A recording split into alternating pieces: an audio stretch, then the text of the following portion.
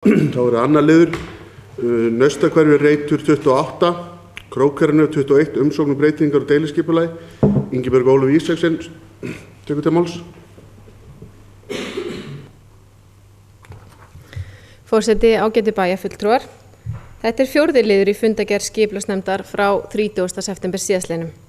Erindi frá Ágústi Hafsteinssyni hjá Formi EHF, þar sem hann fyrir hönd Magnum Opus EHF óskaði eftir heimild til að gera tillögu að breytingu á deiluskipulagi Naustahverfis Reits 28 og Naustagötu, þannig að leyft verði að auka byggingamagn í Krókernöf 21 í 385 fermetra eða 34 fermetra og gera skyggni yfir bílageymslu og aðalhurðum út fyrir byggingareit.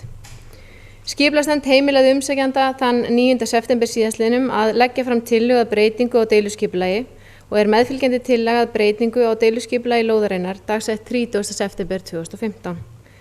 Hún unnin af Ágústi Hafsteinssyni hjá teiknistofunni Formi. Þar sem óverulega breytingu á gildandi deiluskipulagi að ræða, leggur skipulagsnefnd til við bæjarstjórn að tillaga verði grenndarkynnt samkvæmt 2. málsgrein 43. greinar skipulagslaga nr. 123 frá árinu 2010. Ingibjörg Ólöf Ísaksen bæjarfulltrúi lokið máli sínu, orðið laust.